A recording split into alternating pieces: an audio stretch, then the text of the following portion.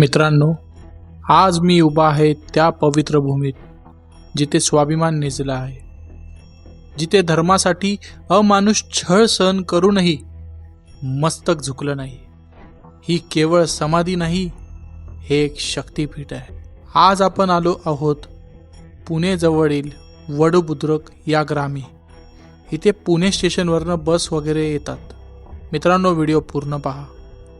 देव, देश आणि धर्मासाठी ज्यांनी स्वतःचा देह अर्पण केला, ज्यांनी औरंगजेबासमोर धर्मांतर नाकारलं, अमानुष छळ सहन केला, पण हर हर महादेव सोडला नाही, ते म्हणजे आपल्या स्वराज्याचे दुसरे छत्रपती धर्मवीर संभाजी महाराज. त्यांचा अमानुष छळ सर्वप्रथम बहादूरगडावर झाला. तिथे अपमान, साखळदंड, मानसिक आणि शारीरिक अत्याचार, पण नजर अजूनही रोखलेली, निर्भय. यानंतर मुघल छावणी तुळापूर येथे हलवली गेली. सुमारे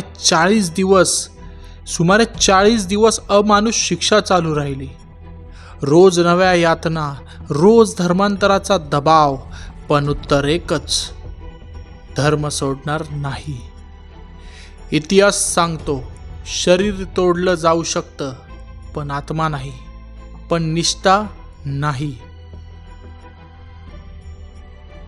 आणि शेवटी भीमा इंद्रायणी संगमावर संभाजी महाराज आणि कवी कलश यांची हत्या करण्यात आली.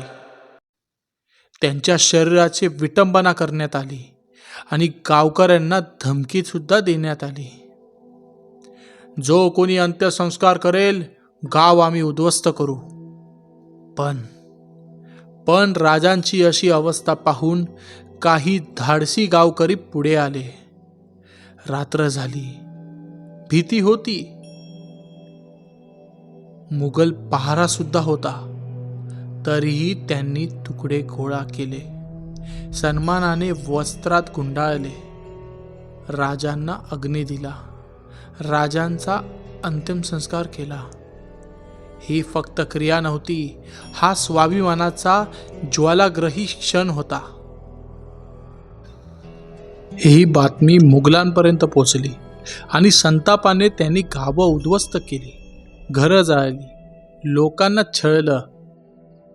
मित्रांनो, हे सर्व तुळापूरला घडलेलं होतं. पण तुळापूरच्या थोड्याशा अंतरावरतीच आणि नदीच्या पलीकडं म्हणजे वडुबुद्रुक इकडे छत्रपती संभाजी महाराजांना आणि कवी कलश यांना अग्नी देण्यात आला आणि इथेच त्यांची समाधी उभारली.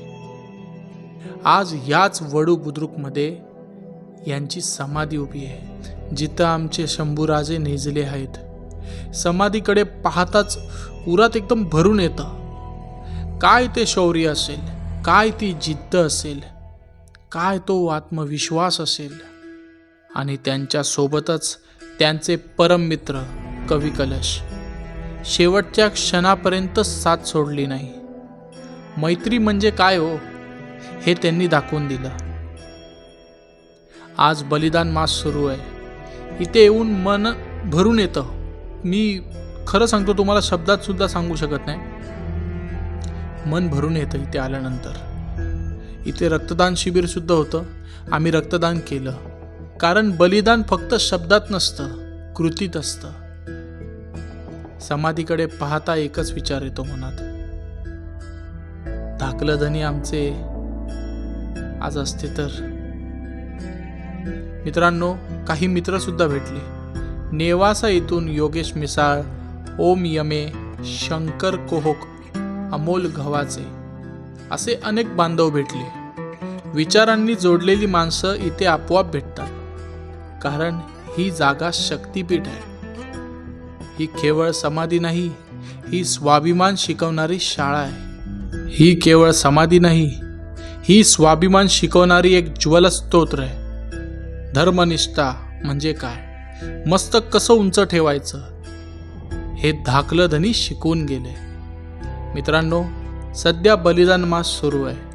निदान एकदा तरी आपल्या कुटुंबासह, मित्रांसह वडुबुद्रुक येथे भेट द्या आपल्या धर्मवीरांना वंदन करा, इतिहास वाचा, इतिहास सांगा, मुलांनाही ते एकदा घेऊन या, येणाऱ्या पिढीला सुद्धा हे कळू दे शंभूराजांचे बलिदान किती महत्त्वाचे होते. मित्रांनो, समाधीकडे पाहता एकच गोष्ट कळते, देह संपवला, छळ केला, विटंबना केली, पण झुकवू शकले नाहीत ते म्हणजे धर्मवीर संभाजी महाराजांना. राज मुजरा. छत्रपती संभाजी महाराज की जय. छत्रपती शिवाजी महाराज की जय. तुझं नाव सांग. पूजा जाधव. हा, आणि तू टक्कल काय केलाय?